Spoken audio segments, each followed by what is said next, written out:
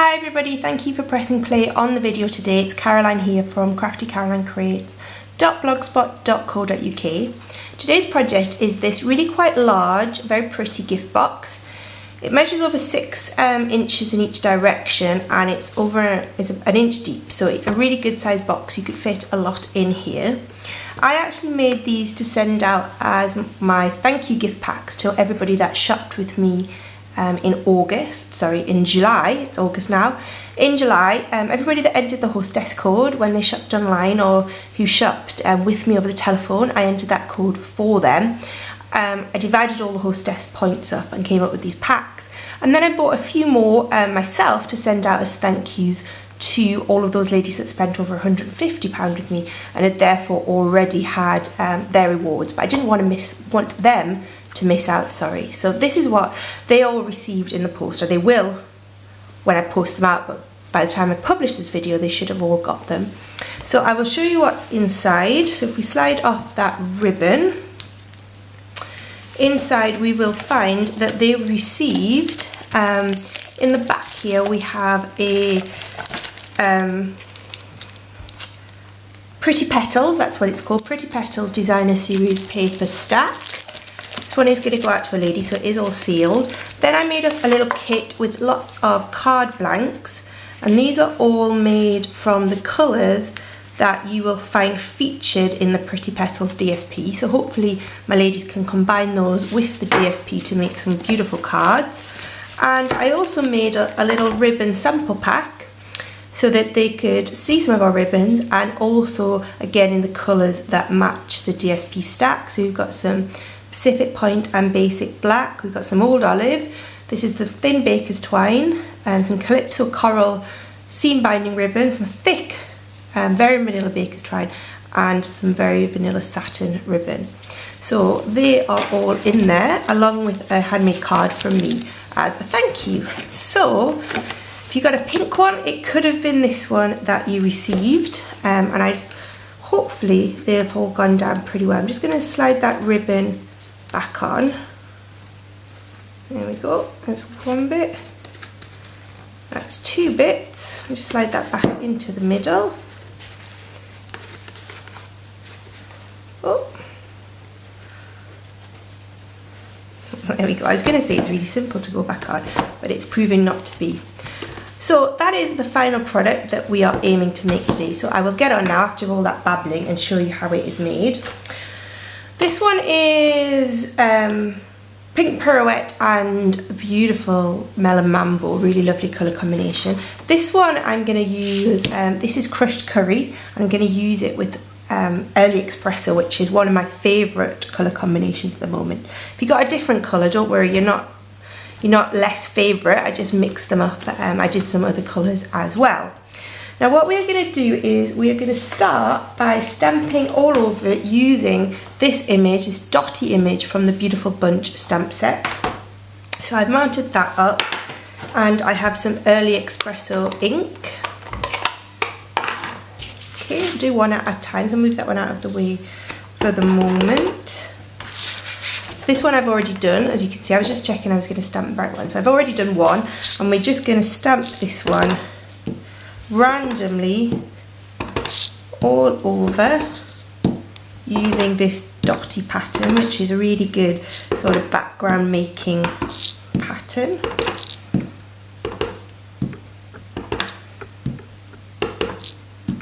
Remember to ink up every time unless you want to go for that sort of stamped off image. What do you think? One more there? There we go, I think that's done. Okay, so let's move that out of the way for now, and we are going to do some scoring. So, scoreboard in.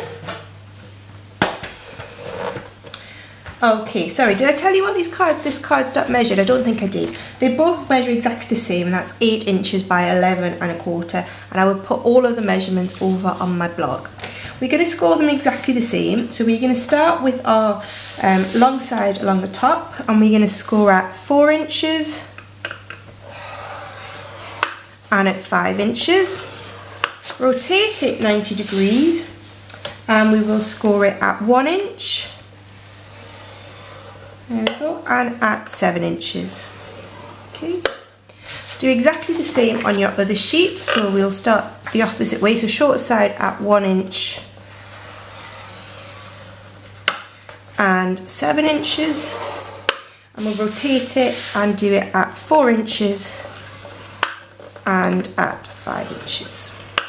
Okay, right, let's put a scoreboard and one of those sheets out of the way for the moment, and we'll start working on the first sheet. So using my bone folder, I'm just going to quickly score and burnish. Sorry, I always say score and burnish, don't I? Fold and burnish those score lines we have just created. And this is going to form one half of our box. And we're going to make this up really simply. We're just going to cut up those score lines there and there. So we're making a little flap, if you can see there. And then you just want to notch it out, as always, just to make it a little bit easier to fold up. Turn it round to the other side, and we are going to snip up there and snip up there, and then again notch out those two little pieces like that. Just going to quickly bring in my corner rounder, and we just want to round off. So on the, you've basically got two sections. On the larger section of this piece, we want to round off those two corners. It just makes it a little bit easier to close it when your box is folded up. So very simple to fold up. Now we're going to just put a little bit of Tombow on each of those flaps, and also on the inside, on the the printed side of these two flaps. So the side that you stamped, on those flaps you want to also Tombow up, and we're just going to then fold it up firstly like that. So we're sticking it to that small flap. Just give it a second because we are using Tombow, and do exactly the same on the other side. Do them at the same time, then we can hold those together like that while they dry. And then we're just going to fold this down and fold up those two side pieces. Okay, I've got quite a bit of Tombow on my fingers, so I'm just going to wipe that off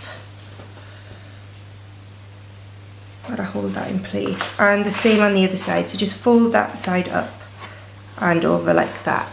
Okay, and we can see straight away we've got sort of our section made where our cards and box are going to go. If that's not sticking, what you can do is just get in with your bone folder and give it a bit of a rub down, and that should then stick nicely. Okay, put that to one side while we work on the top flap piece. Now this is a little bit more complicated to make, shall we say. I'm going to start in exactly the same way by folding and burnishing all of our score lines. Okay. And go like this and like that. Okay. And then we are going to start as we did with the first one and just snip up those two score lines, and we're going to then chamfer those out just as we did before. Okay, so snip up and chamfer those out just like we did before. Okay, and now this is when it gets a little bit different to what we did on the other one. Okay, just trying to get that little bit of Tombow off my fingers. We are going to cut off this rectangle on either side. So you could do this with your trimmer if you want to get a perfect straight line, but as I said, I was making quite a few of these to send out to my ladies, and I just found that cutting it off gives pretty much as good a result as you need to be, and it's a lot quicker, especially if you have some really good long sharp scissors like these ones I have from Stampin Up. Okay, so we've now got this sort of shape, and the last thing we need to do is we need to cut from this corner here to this point here where our score line meets. So we're basically making a big triangle from this section. Again, you can use your scorer to do this very accurately, or you can just use your scissors, and again with some sharp scissors like these, it's pretty easy to do that. So we're going to do that again on both sides. Okay, perfect. Now we're going to fold this up again slightly differently. We're going to start exactly the same way, just putting Tombow on those 2 flaps.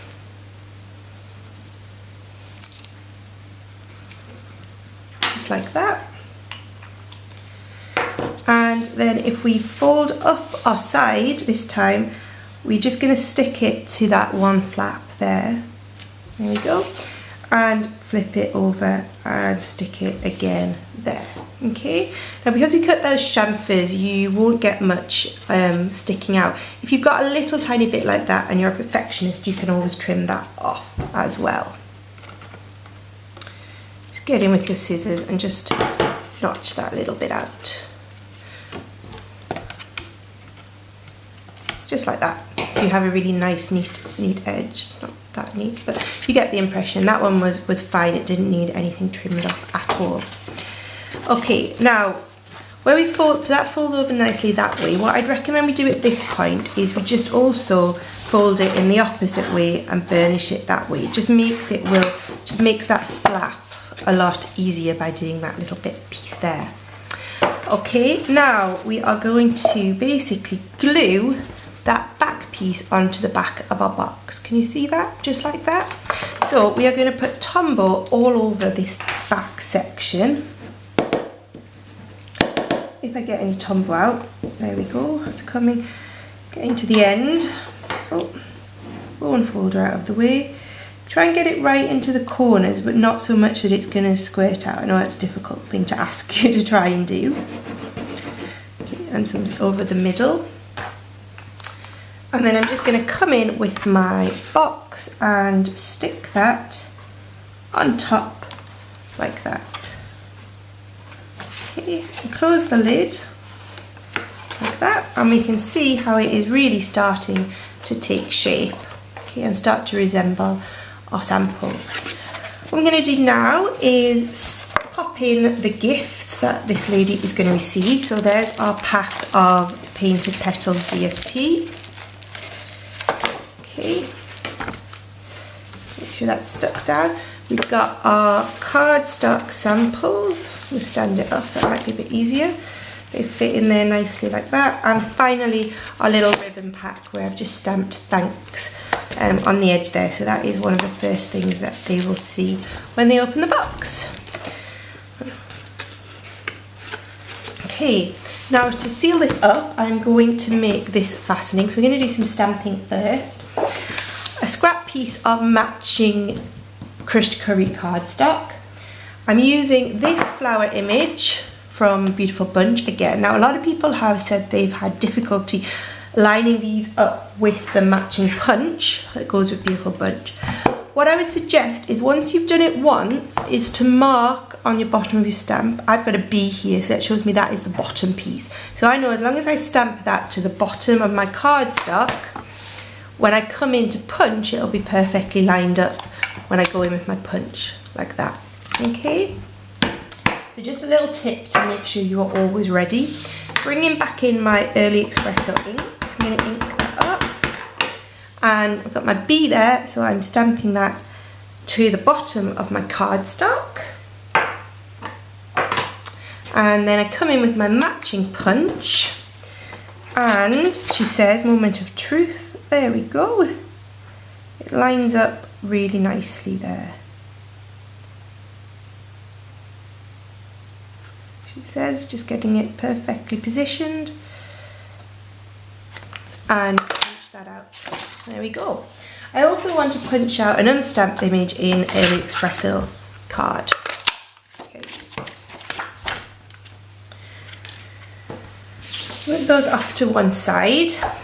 And we are going to make this nice ribbon using, if I can find it, here it is. This is the matching Early Espresso seam binding ribbon. No, it's not, it's cotton ribbon. This is the Early Espresso cotton ribbon, which is quite a fine, very soft, very drapey ribbon. It's very nice. And we are going to start by just wrapping this ribbon round our box twice. Once and twice, okay, so So that, and then I'm just going to cut that off just with a very slight overlap. So that just shows me how much ribbon I need.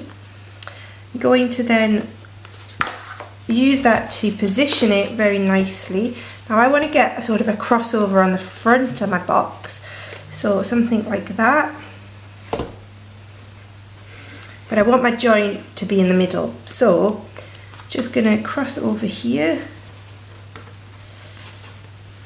and bring it back round to where my join is going to be, somewhere like that. Okay.